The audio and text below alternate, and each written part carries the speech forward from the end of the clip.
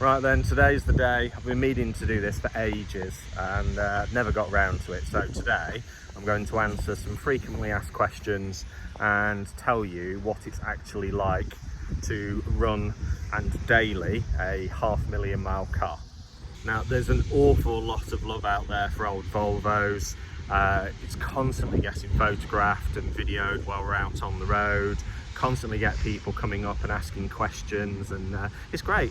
People love these old bricks. In fact, yesterday there was a guy standing around the car for 10 minutes just taking photographs of it at different angles. That's the sort of thing you get when you're running around in the Volvo. Anyway, without further ado, let's get into the nitty-gritty, shall we?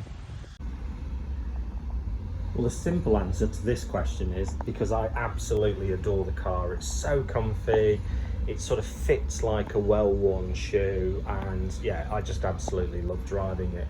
I've got faster things in the collection, I've got sexier things in the collection, I've certainly got sportier things in the collection.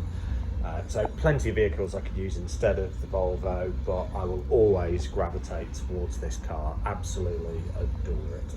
It's also amazingly practical, so for the sort of things that I need day to day, this car just fits the bill. You can ram it full of stuff, you can ram it full of people. It's already got a tow bar fitted, so I can tow my trailer with it. It just fits pretty much every occasion, as long as it's not sort of mid-20 degree weather outside, because it's got no aircon. Now, I risk jinxing the car with this one, but the simple answer is absolutely. It's never let me down. I have absolutely no trepidation. I drive this car anywhere, and it's got that sort of solid feel that it's never going to let you down. And I don't even think about it. It doesn't matter how far I'm traveling in a day. I could be doing a 400-mile round journey on the motorways.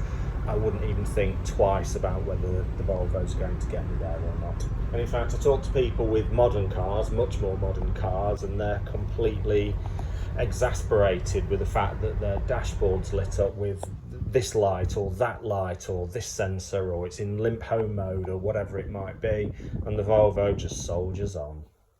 And this one might surprise you, but no, I'm not. In the last 40,000 miles, if you ignore things that are consumables like tyres and putting cam belts, water pumps in and service items, what have I replaced? I've replaced one seatbelt buckle, because over time the button that releases the seatbelt from the buckle breaks up and goes brittle.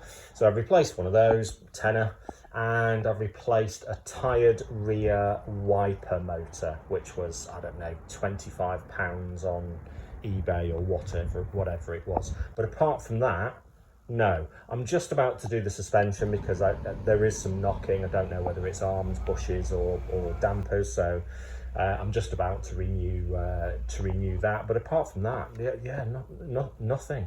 I'm just, the parts, the original Volvo parts are so strong and well built, just like the car, that they last and last and last. They're really durable.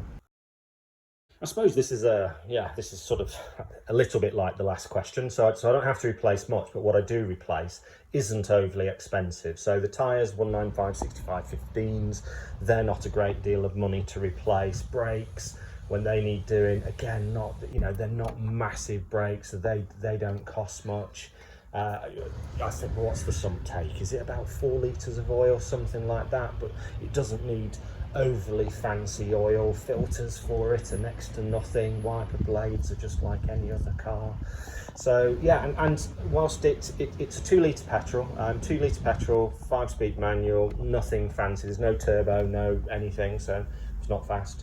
But it isn't, it's old tech, so it's not very fuel efficient. So you get about 28 to the gallon out of the car, but bear in mind that it runs on LPG, so I can put LPG in the tank at something like 75 to 85 pence a litre. If you think that petrol's about £1.40, then there's a massive saving to be had on fuel costs.